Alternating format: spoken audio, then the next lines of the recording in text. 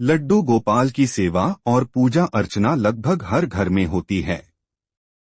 लड्डू गोपाल भगवान कृष्ण के ही बाल स्वरूप है। मान्यता है कि लड्डू गोपाल की पूजा और सेवा करने से व्यक्ति की सारी इच्छाएं पूरी होती हैं। शास्त्रों में लड्डू गोपाल की सेवा के कुछ विशेष नियम बताए गए हैं, जिनका पालन करना बेहद जरूरी है, वरना आपको सेवा का पुण्य प्राप्त नहीं हो पाएगी। आपने कई बार देखना होगा कि कुछ घरों में 2 लड्डू गोपाल होते हैं। ऐसे में आपके मन में सवाल आता होगा कि क्या एक घर में 2 लड्डू गोपाल की सेवा एक साथ की जा सकती है? शास्त्रों से जानें इसका सही जवाब। शास्त्रों के अनुसार घर के मंदिर में एक ही भगवान की 2 मूर्तियां विराजमान नहीं करनी चाहिए। यही नियम लड्डू गोपाल के लिए भी लागू होता है। शास्त्रों में बताया गया है कि लड्डू गोपाल की भी अपने घर में एक ही मूर्ति रखनी चाहिए।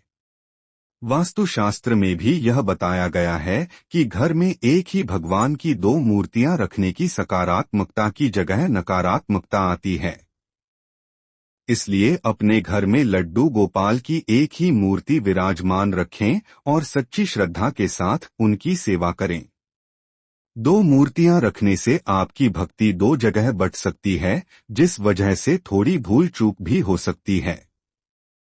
अगर आपने 2 लड्डू गोपाल रखे हुए हैं, तो ऐसे में आपको दोनों ही लड्डू गोपाल की सेवा समान भाव से करनी चाहिए। लड्डू गोपाल सेवा नियम। अगर आप घर में लड्डू गोपाल की पूजा करते हैं, तो आपको मालूम होना चाहिए कि उनकी सेवा के नियम सुबह से लेकर रात तक के होते हैं। सुबह उन्हें स्नान कराने से लेकर रात में शयन कराने तक उनका ख्याल एकदम बच्चे की तरह रखा जाता है। सुबह उन्हें उठाकर सबसे पहले स्नान करना चाहिए।